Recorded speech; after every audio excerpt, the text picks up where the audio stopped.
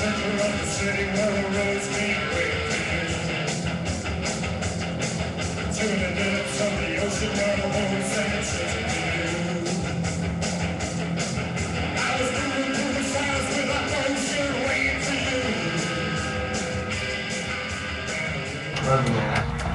Hello, welcome to Size of Thoughts, Conversations with the Alliance of History graduate students. Thank you for tuning in and joining us either live or in the archive. My name is Jacob Glicklick, and I'm the producer of the show. The things you will hear over the next hour represent the views of Size of Thoughts and the people making them.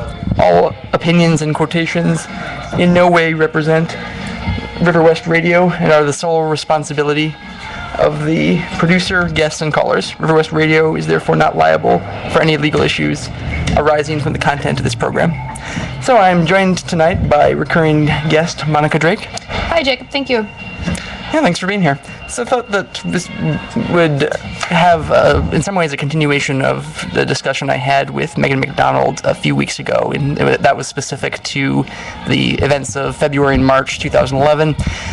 And of which we're both, in terms of involved and the charged and exciting, and for a while before we were ignominiously defeated. It seems I think inspiring events that did a lot to put the question of public employee unions in general, labor in general, capitalism in general, under different kinds of mass protest and different kinds of scrutiny.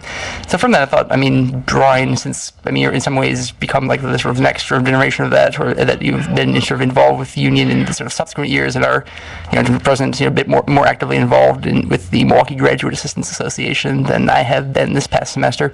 So that might provide a way of viewing in terms of, if we share the same, ambitions and perspectives and frustrations, or, I know to an extent we do, to an extent we don't, and I guess might be interested in seeing exactly where that line lies, and if there's anything from that can help, inspire labor activists and labor organizers and workers of the world to across the world to unite or something. But I guess beyond that, what do you see as the purpose of a union or the potential? Well, I guess, fundamentally the union is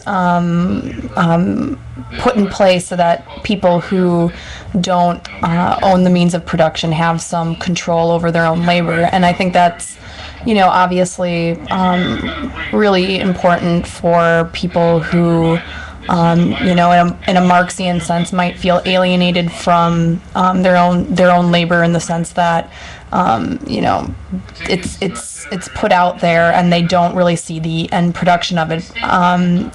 And in that sense, people who belong to unions, I think, have more control over definitely how they're treated as employees and human beings, which I think can only benefit both employees and employers.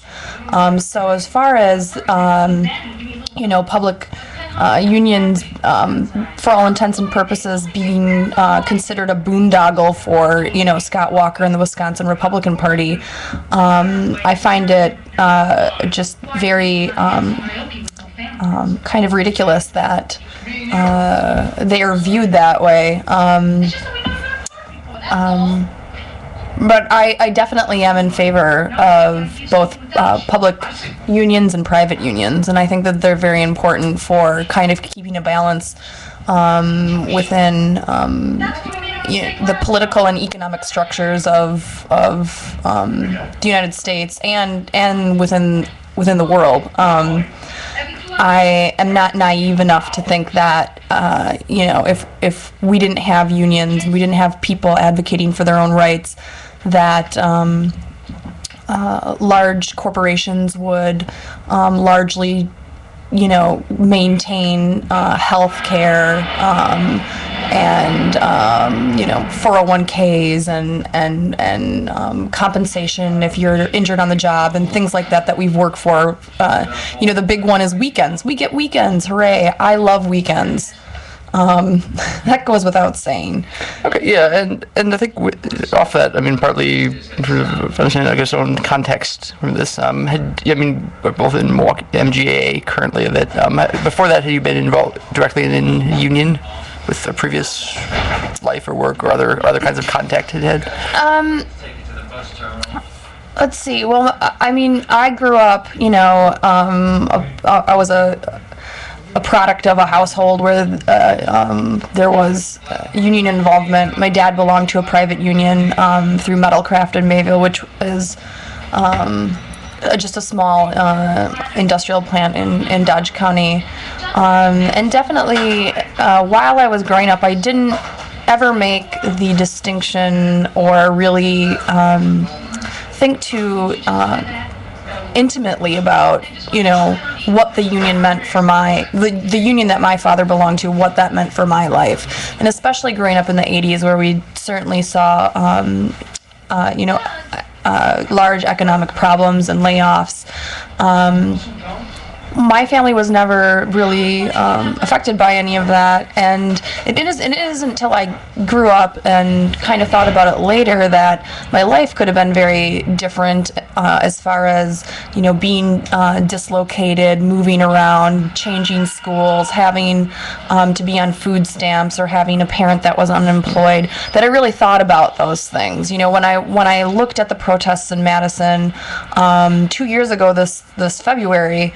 It really struck me as how incredibly important that protest and that movement was, not only to my life and how I looked at it in retrospect, but to all of those young kids that are products of public union households, which were being obviously lambasted at that time.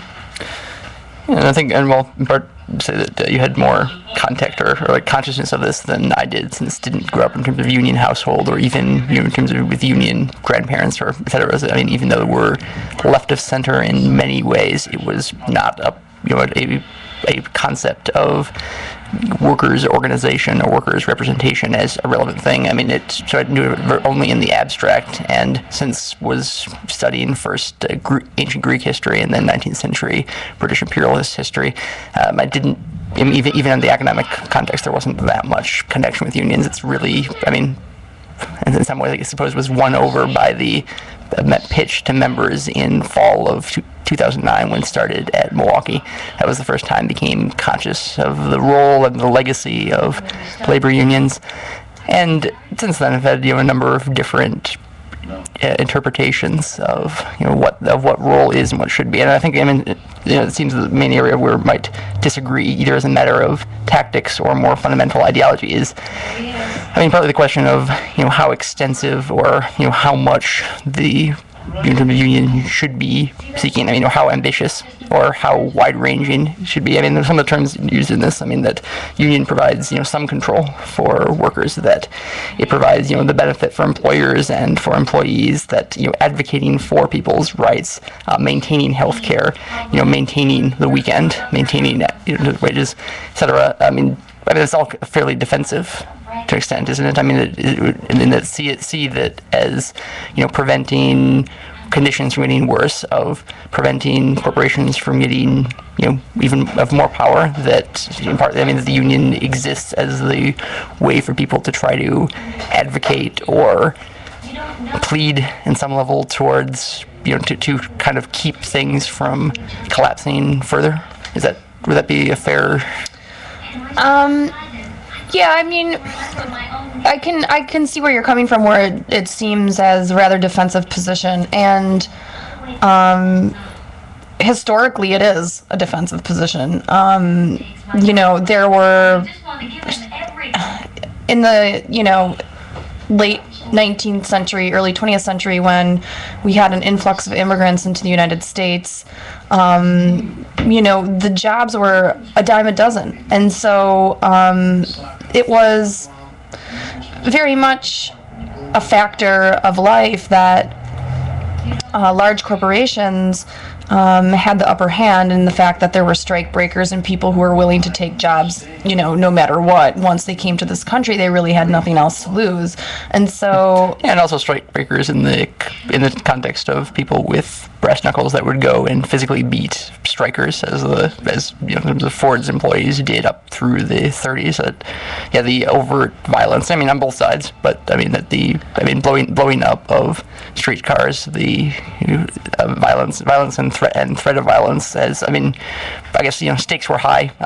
Stakes are still high, but the discourse surrounding what's seen as sort of permissive or permissible tactics has it seems eroded a lot and kind of backed off further. But Oh, yeah. I think that, as unions are, for lack of a better term, evolving, there is some broader institutionalization of them. And I think that what goes along with that is the fact that when you have that kind of institutionalization and kind of importation into the structures you become a little bit more diplomatic and less violent. That's my general kind of take on it. And I think it fits with the tendency for, particularly in the American labor tradition after World War I, and then even more heavily after World War II, of labor as professionalized, as fairly distant from from the rank and file membership, of seeking to maintain the contractual guarantees of having the kind of legal process by which we'll push and bargain and with employers for better conditions, or to at least prevent worse conditions, and that the idea if there's a conflict between them will appeal to National Labor Relations Board and will ultimately have it in terms of the government as kind of a objective third party to weigh in. And I guess that's the same outline in that. I think we don't know, or all know. The problem with that, or to the extent that that doesn't work. I think on a number of levels. I also mentioned my own perspective. When I joined MGA in fall of 2009, in December of that year, started on the executive board, and at that point was one of, I think, the more moderate voices that was much less comfortable with the idea of confrontation or aggressive direction or direct action, and or seeking to contest, or pushing too much. Better to work within the system gains more of it. I don't feel that way. Well, I think too, you have to kind of take into consideration the economic factors in certain time periods where you have more if not violent, aggressive tactics versus times when you have less aggressive tactics. For instance, after World War II, people were coming home, vets were coming home. There were, the jobs that were available. There was now housing that was being built that was largely not available to a lot of people before the war. There were homeowners loans where 30-year mortgages were being put out. People were becoming more comfortable. They were able to kind of buy into this idea of the American dream and what it meant to be, kind of a middle-class citizen. And I don't think that time period, for instance, compared to the early 20th century per se, where you have a large amount of immigrants coming in with just the shirt on their backs, living in tenement houses with 6 other families, there's certainly going to be a lot more tension and a lot more push for more aggressive or militant action for their rights. And I see that as kind of a cultural parallel in how unions and union organization might work.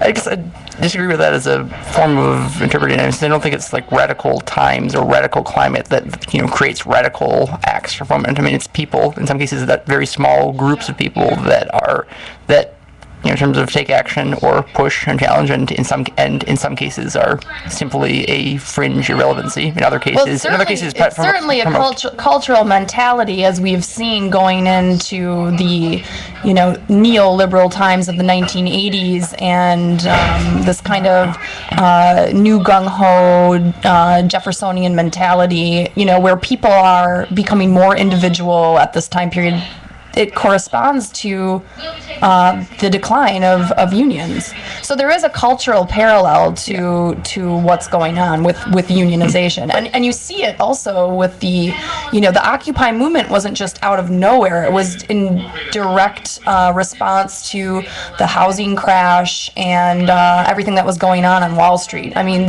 there are certain parallels that can be drawn in history that can point to more aggressive action. And you know what?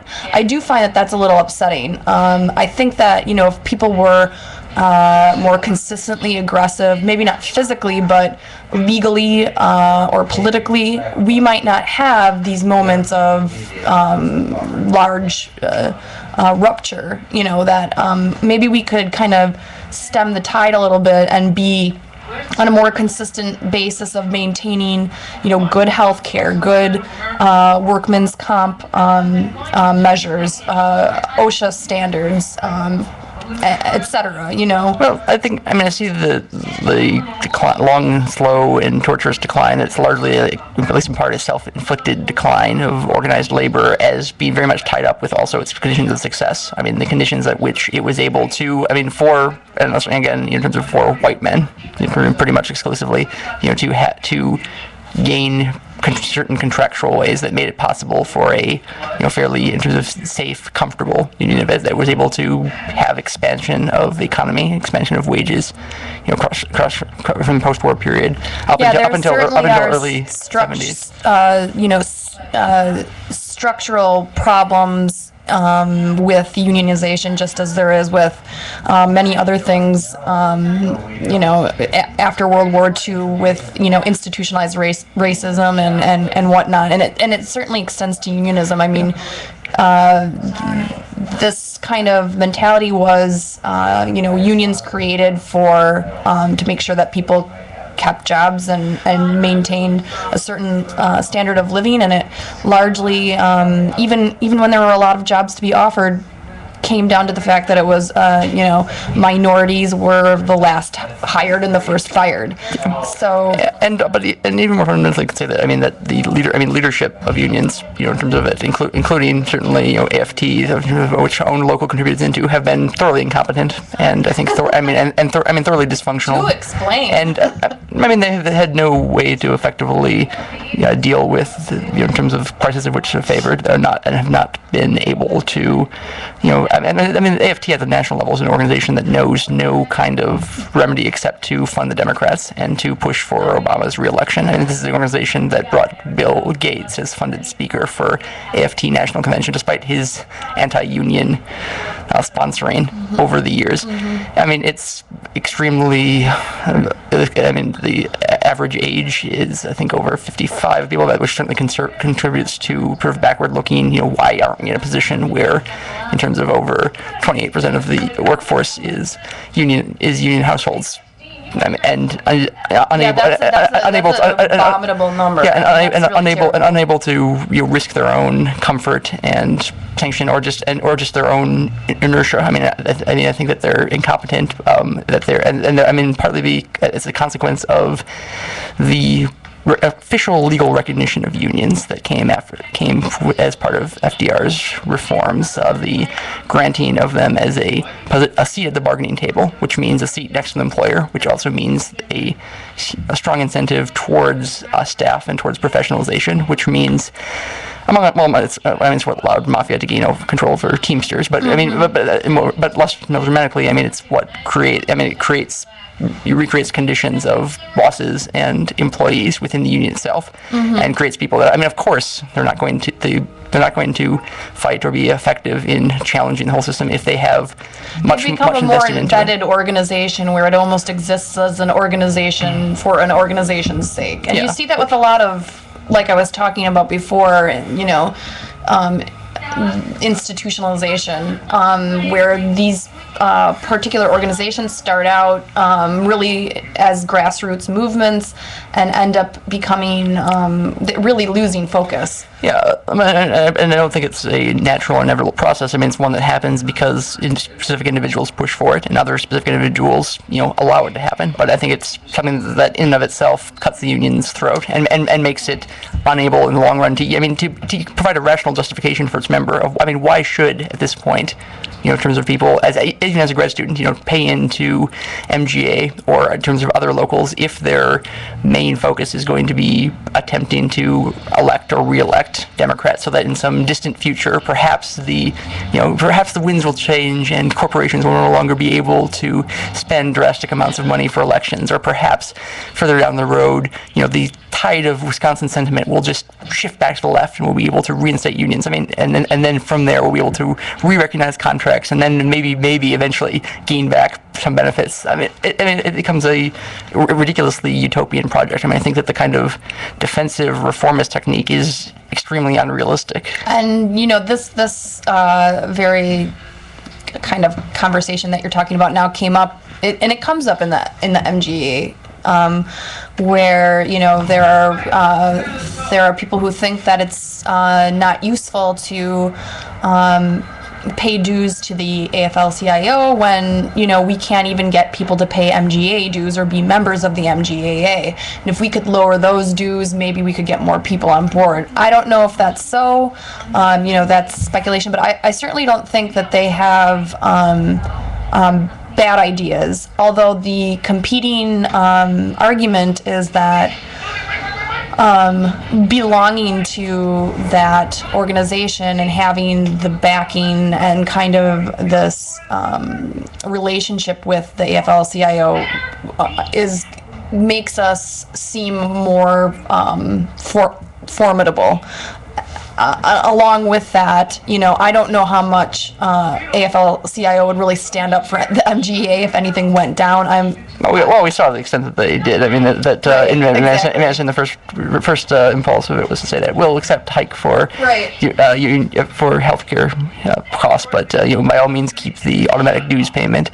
And I don't think it's even just in terms of AFT, since I think there are some locals, including grad locals, that are more effective. I mean, in Illinois, Urbana-Champaign, that recently, took over the student union. Since we're having negotiations with administration there, and at the end of it, decided to refuse to leave as a way to keep public presence on the campus and to grow involvement. Even more directly, TAA, which just had, larger degree of active membership and in terms of turnout.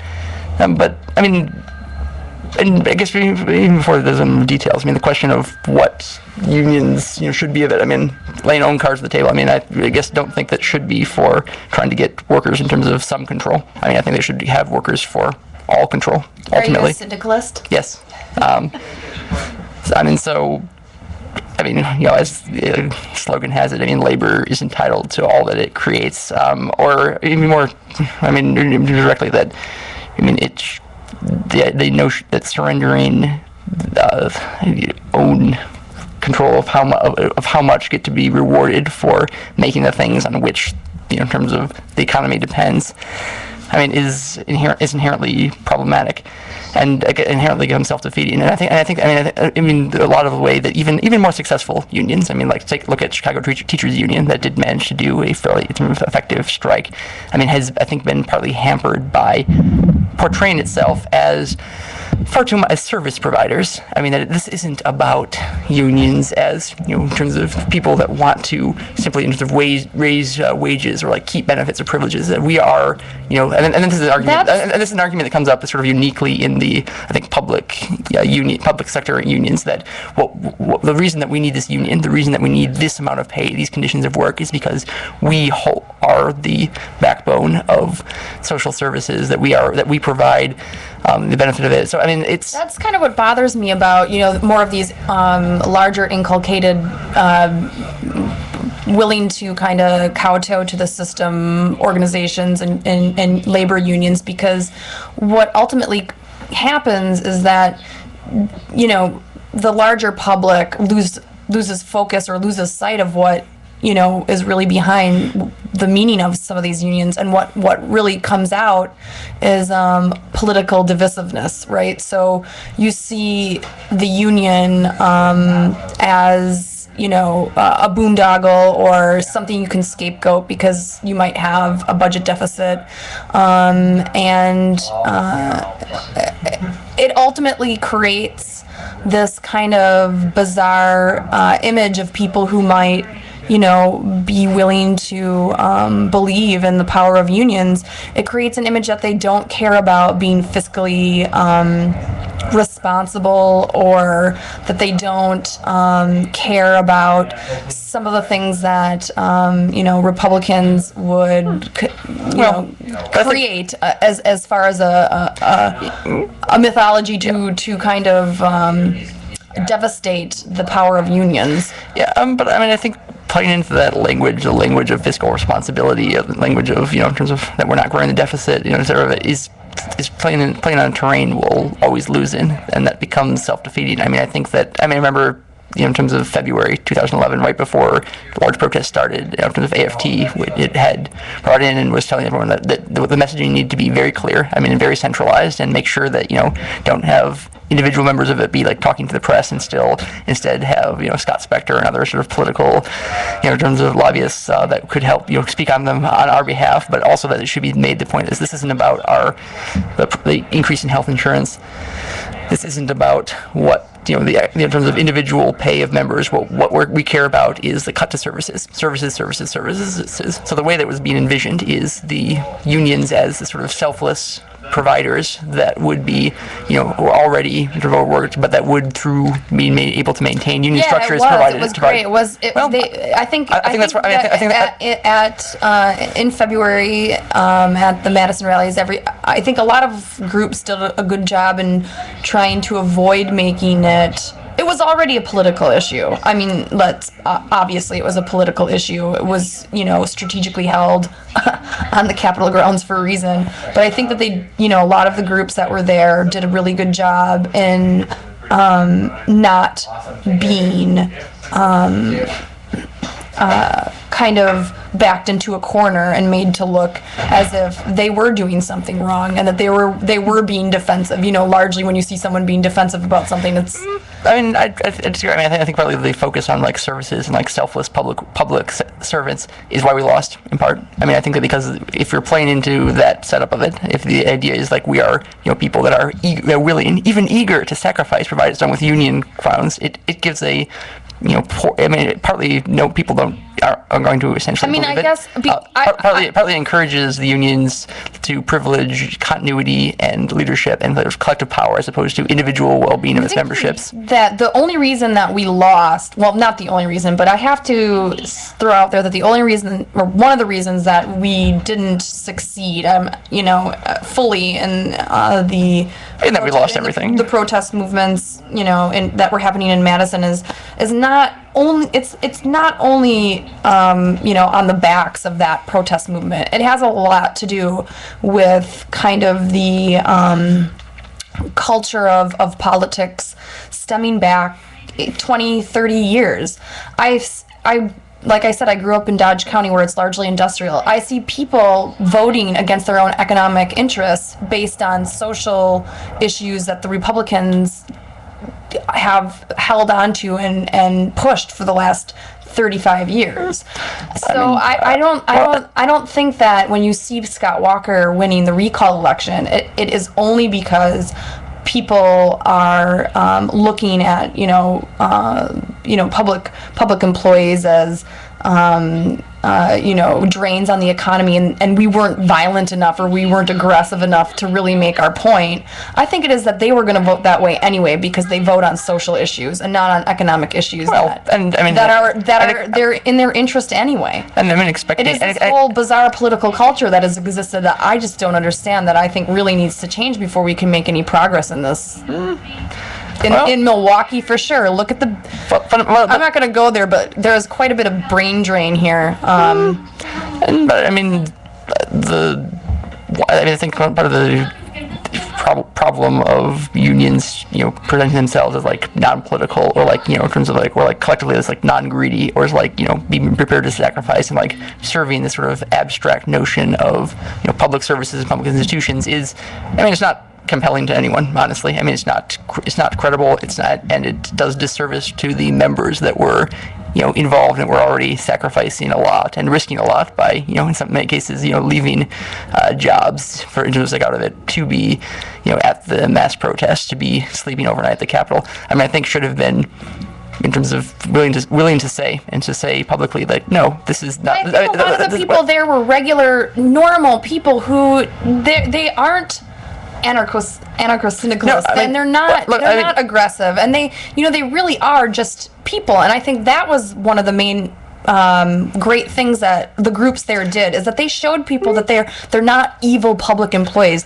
They're your teacher. They had all these signs that said, "Yeah, I taught your kid to read," or "I taught them math," and I think that was great. I think that was great to show them as human beings. But I'm not saying that in terms of using anarchist terminology, but I'm saying should have envisioned it in terms of like this as about labor power, that we want to keep sort of unions, not just because to provide benefits of it, but because we want to be able to have the ability to gain higher wages. I mean, from my perspective, unions is also as in terms of revolutionary overthrow of capitalism, but even beyond that, more immediately, it's sort of want to be part of an organization that allows to fight effectively and to use all tools on the table in order to in order to push back against onslaught of the right, and that will not be. And I think that you're willing, or at the end, to put all its eggs into the electoral basket, to focus on the idea of electing less offensive politicians as the way to win this. It's very tangible at the Madison moment, because that's when people left the Capitol because they people that we need to get back into unions, so that numbers and unions are rising again, are exactly those people in industry and manufacturing, like those people in Dodge County, who are still largely on the side of the GOP for social reasons. Those are the people you don't win people back from the right by being in terms of more reasonable and being more idealistic and being more focused on the kind of rational let's compromise movement. I think you do it by speaking. And that's the standpoint of it. Even the employer, even the worker that is in terms of most, you could say, or conditioned, or that's kind of condescending term, but in terms of most focused in terms of towards in terms of right wing social views, if they are having awareness. I don't know that we have to. I think the point is that if they are aware themselves at some level as being exploited, of not having as much money as other people, and even if they are enthusiastically pro-capitalist in the abstract, I'm willing to bet that in their immediate circumstances aren't going to view that their bosses are innately more rational and super productive individuals, that they are glad to have making 30 times their income for doing a fraction of their work. At that point, I think fundamentally people aren't stupid, and if the left and if activists and if unions were able to be focusing and putting necks out on the line in using the tactics of struggle that in terms of that do work, that are general. I don't know. I think that the right wing has done a fabulous job. The GOP has done a fabulous job in making unions out to be socialist organizations, that this hyper kind of neoliberal, pro-American, xenophobic mentality is willing to not become a part of, even if it's in their economic best interest. I think is it. That's the thing you're assuming. That do unions as they exist now have the capacity, the willingness, the rank and file militancy to the ability to actually be direct democracy?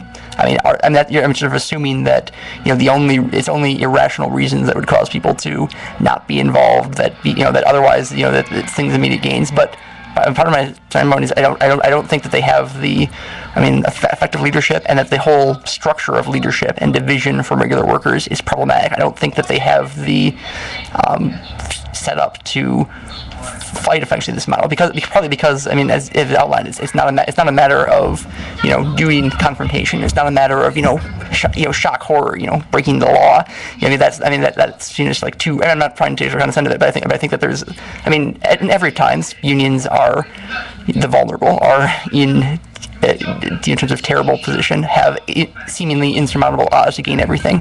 I think that you never achieve things through, in the long term, that things that last, in terms of through appealing to people with power to give you things. You have to take power. I mean, and that's why I think that, one of the first steps has to be reclaiming the idea of unions for labor power, whether that means in the context of the particular workers and the particular business, or the context, the kind of the more, grandiose, abstract, anarcho-syndicalist view of all workers, in terms of joining one big union concept, etc. I mean, lacking that, I'll settle for, in terms of group that is, all or most workers in a given area that are not being held back by the staff who are saying, well, all right, we don't want to do it in terms of strike now because, might lose, or we don't want to, risk this sort of confrontation, get mass arrest that might just, give more fodder for Fox News and might cost us for the progressive candidates in the next election. I mean, that's the kind of conversations that have been happening in Wisconsin. What is your suggestion? Over the last year?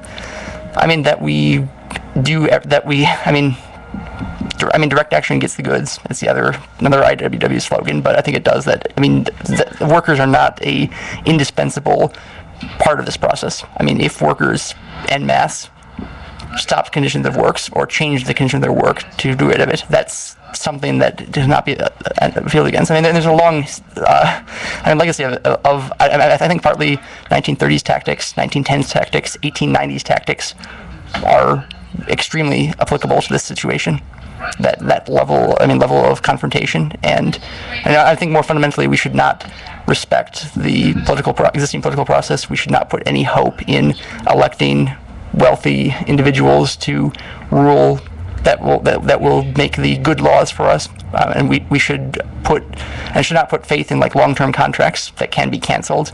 That in terms of should put the gains in the power of community and power of a group of people working together. So in terms of what that means, area by area, I mean that would vary widely. I mean in terms of what this means for the university, I think in terms of aiming more attention towards effectiveness of shutting it down.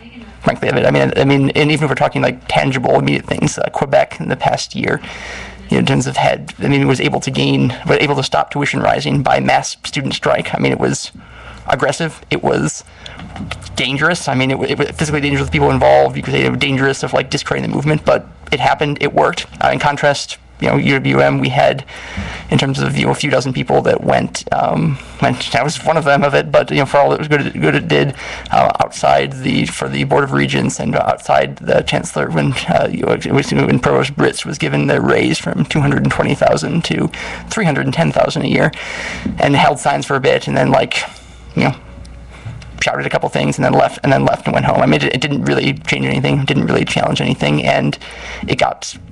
In terms of it kept us as a whole quiet and involved. I mean, I think that's not workable in the long run. That's my. I mean, I get what I see where you're driving at, but I go back to my previous point in that if it's going to be if your proposal is that some kind of syndicalist proposal and that all workers have all power. I still go back to the same mentality that our culture has to completely be reorganized, because you can't have the idea that all power is going to go to all workers and not all workers be on board, and all workers are not on board, and this is evidence in the fact that there's low membership in unions, and whether or not there's some of these people are not very intelligent, or they're just basing their decisions on social issues is not the point. I mean, welcome to mass politics. I think that becomes the elitist vision again. That's the expectation that people, as a whole, are not, that are not, informed enough or radical enough that we have to, in some cases, tone down our rhetoric and speak in kind of sort of more broad, reasonable things. I think it does a disservice, and it doesn't allow it to sort of connect with, larger people who who might or might not be voting for right-wing parties, might or might not be espousing right-wing views now, but do have a lot of potential common identity in terms of what their conditions of work are. But I think instead of being, inherently and purposefully more aggressive and trying to take over power first, I think you need to get more people, under your, umbrella. Otherwise, it's just going to devolve into some totalitarianism. No, I mean all mass movements, all popular democratic changes of it, start as tiny fringe extremists. I mean, I don't think. I mean, if in terms of asked in terms of should women, in terms of have the right to vote in 1870. I mean, if you've done a fair survey, but that's within the existing political structure. You're talking about overrunning the entire structure without the for the people, without the consent or buy-in of all the people. I'm talking about a series of a series of changes, a series of challenges, a series of shifts in the process. I mean, I think that in the end result, dealing with underlying structures, but part of what anarcho-syndicalism means is unlike the doctrinaire Marxists who have highly developed and elaborate notions of complete overthrow and are completely useless because they are committed to waiting and to having in terms of until the vanguard mentality is right. I mean, we need to do things in the here and now that benefit people. I think that the best argument you can do for anarcho-syndicalism isn't making a really persuasive pamphlet and handing it out. It isn't making a excellent academic paper or coming up with a brilliant theory that explains where the world is going. The best thing to do to convince people of that should be labor power is having a group of laborers win things that make their lives a little bit easier. I mean, no single change is going to be relevant. I mean, it's going to overturn or fix things. I mean, we haven't even mentioned, issues of the environment, et cetera, et cetera. Maybe you might be arguing the same point because I don't think that's. I think that having a group of people who are willing to, give up some of their own comforts in life and whatnot and go out and be the voice of many people and make change so that possibly people can join in is not. That's not what I'm arguing. But I think I think the distinction between clearly the role in terms of activism and in terms of involvement, but but it seems that in terms of in context of own conditions of work, in terms of own position, in terms of as a laborer, in terms of would tend to favor more moderate tools to try to gain advantage, right?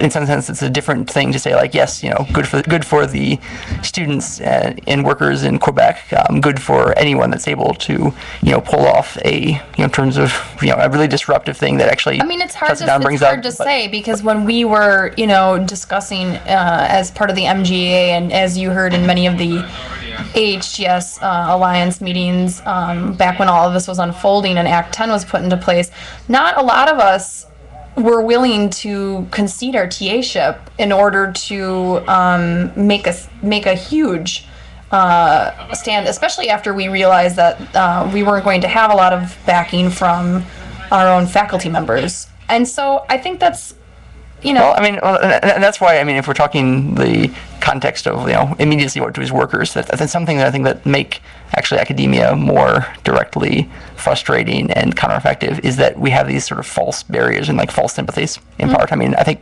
again, politicians are not our friends, bosses are not our friends, faculty are not our friends. On an individual level, many of them are. Of course, in terms they don't have the same. But they are from differing positions. They are all making more than we are. They are in terms of in a more secure, long-term position than we are. So that I think Jacob, what's your vision for the future? To actually win something, to be involved with a campaign, activist, labor organizing, etc. That isn't just defeated, and I think part of in that is a matter of putting all options on the table and to not focus our energy on trying to gain concessions from people with power. I think how would in your mind you maintain this power? If in your idea if workers were able to seize control. Yes. How are you maintaining this power? I mean, continual involvement. I mean, I think politics has to become part of everyone's lives, long run. I mean, not just something that we view as like a sad, necessary duty, or that we, in terms of vote for lesser of two evils, or even just in the context of what sort of do now, we have the kind of general membership meeting of, in terms of 15 people, in terms of at most, and that's part of the question. I mean, the idea like, yes, could more radical action alienate people and like, in terms of, and make people who are like, not ready for that? Quite possibly, but we have a lot of evidence, sort of like years of worth of work to show that, the kind of calm, quiet, deliberate, non-confrontational. I mean, the Direct Action Committee spent an entire semester doing nothing but putting out a survey to membership. I mean, that also shrinks the movement. So in some cases, it's small enough at this point that if it shrinks even further, we haven't lost that much, and there's the potential to grow it by actually doing things that will accomplish more, and that will achieve gains. So I mean, so given that, I mean, it's interesting that you say that, because you also bring up, I'm just playing devil's advocate here, and you can let me know if you have other examples that you might want to share that are kind of, underlining your points here. But you brought up the teacher strike in Chicago and how they were largely successful in making that go through. However, I don't recall there being any large violent outbursts. I mean, they were successful in making that go. Well, I mean, they went on strike. That's more than we did, in part. So, right. So they had, a critical mass of people who were holding some control over, this education witches based on how many days a year that kids need to be in school. So they did hold some power there, but they didn't need to. They didn't need to be aggressive or violent about it. I mean, they were able to still succeed. Yeah, I mean, it's not about scoring ego points for who's more radical or who's more militant it is. I mean, sometimes it becomes that in different elements of in terms of who's in terms of more of the black bloc of it, who's in terms of more into security culture and in terms of complete sort of disconnect, etc.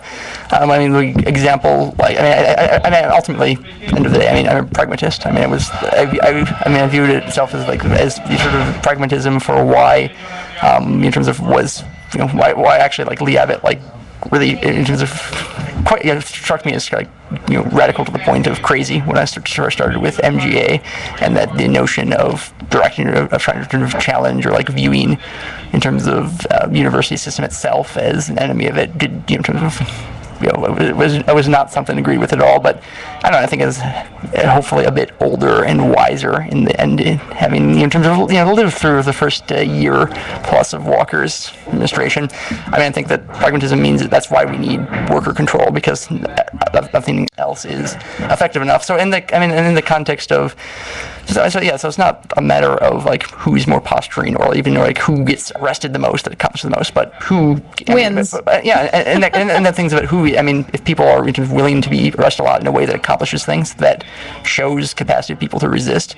Speaking of education, I was going through the archives the other day, and I don't know what ever happened to this, but I saw an ad, a really very interesting ad for the Free University that used to be in the 70s, that used to be in Milwaukee, and it dawned on me that we don't have anything like that in Milwaukee anymore, where people, there are small flourishes of things like the workshops at the public house on Sunday, and stuff like that are really interesting, but I would really be interested in seeing something like that get off the ground again, where you are, educating people on how to make better decisions and maybe, foster a cultural mentality of better political decision making, rather than, just hoping and praying for a win. Yeah, and I think you have to build other structures with other people that are in the same class position as you. Period. I mean, and that's why. I mean, I think on some level, I mean, that is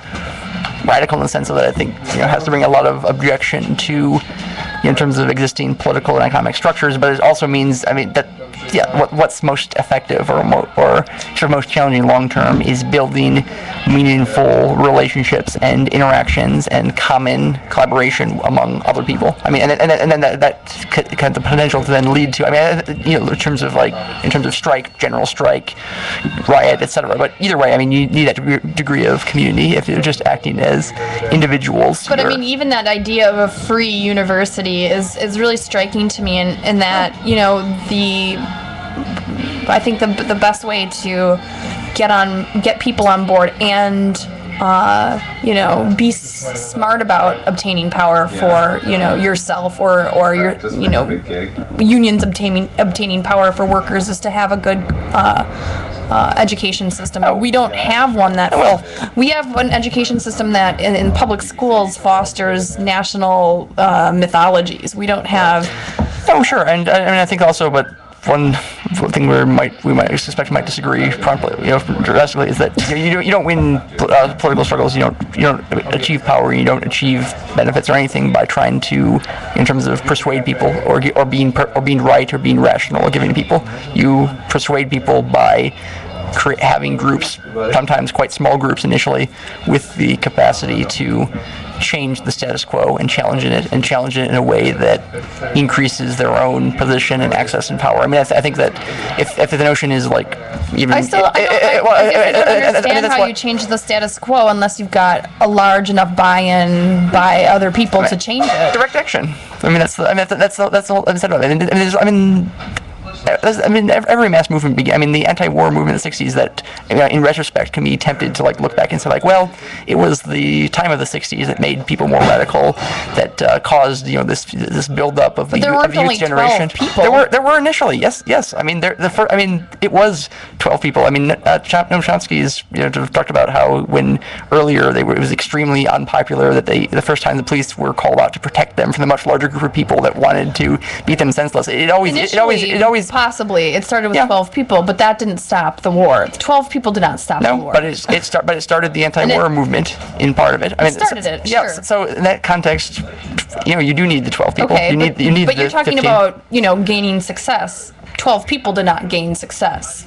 12 people started a movement, and, you know, 100,000 of them made a difference. And in part, what grew it in the long run, I mean, wasn't, you know, having beautifully worded, beautifully established arguments of it, but by having, I mean, it wasn't that many people. It was by no means the majority of campus population that, you know, took over when SDS took over Berkeley, but they were able to. It certainly helped to hand out, you know, information to people and statistics on what the war was doing and what it meant really.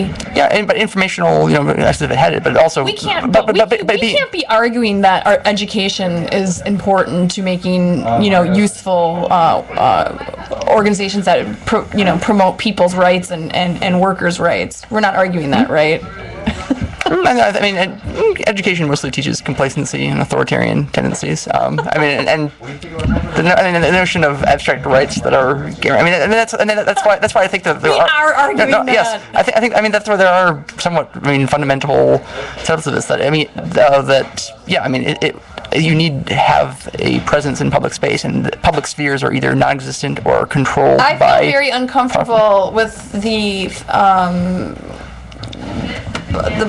possibility of large amounts of people that are working for a goal they ostensibly all believe in, but don't have their own kind of information that backs it. So this idea that education would, you know, make people complacent or make them. Oh, it does.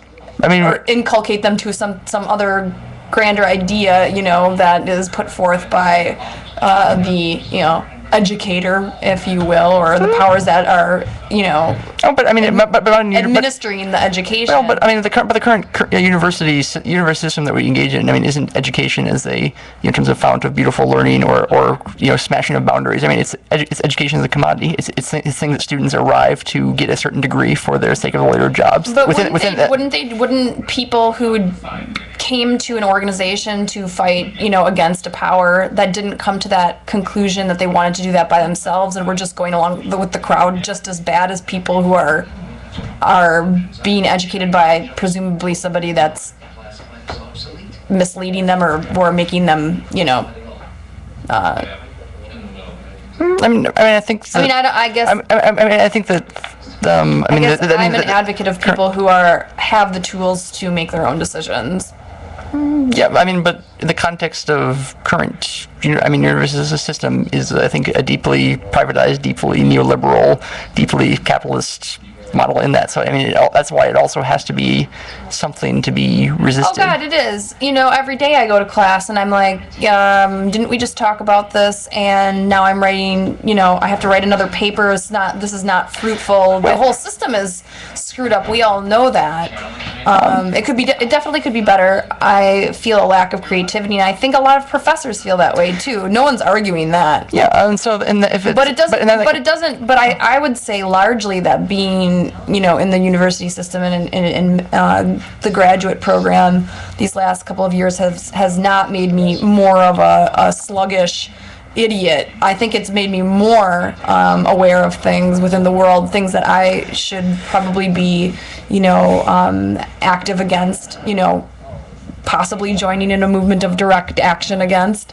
You're right, but I mean, carrying it even further, I mean, I think that my fundamental standpoint is that that a lot institutions are, you know, breed complacency and problematic processes. So- that any So do potato chips and TVs. yeah, but it's it's the routine that is problematic. It's the routine that needs to be changed. So that I think anything that's a direct action should be valuable, not because it will have people with signs that will, you know, spread the message to the world, not because it will, you know, persuade other people to join the movement, but because it's valuable in and of itself towards, you know, towards disrupting some aspect of current world. Since I think that it has to be that dimension that creates the, you know, involvement of people in their role, including their role as workers, to, you know, in terms of to challenge more, and then, you know, recognize that both things are appalling, and that also that they're fluid, that they are only enabled by own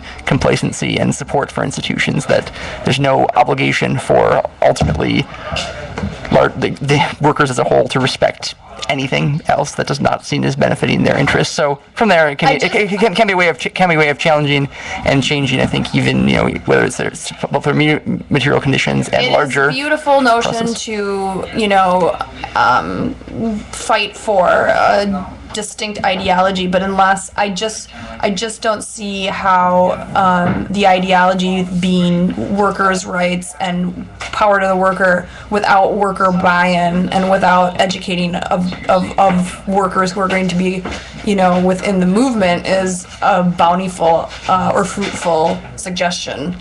I think that true education is. I mean, there has to be some cooperation. I think I agree, but I think that true education is synonymous with direct action as a setup of it, and also that if we wait as a group, as workers, as a union, you know, towards making the arguments and expecting people to join you with it without accomplishing things directly of it, it will always be defeated. And I think that's, in the short run, is why liberalism always loses, and why focus on anarchist methods and direct involvement and labor power, you know, has the, you know, in terms of best immediate hope of challenging that. So anyway, thanks for tuning in. This has been Sides of Thoughts. Be sure to join us next week for another episode and debate. Bye-bye. Bye.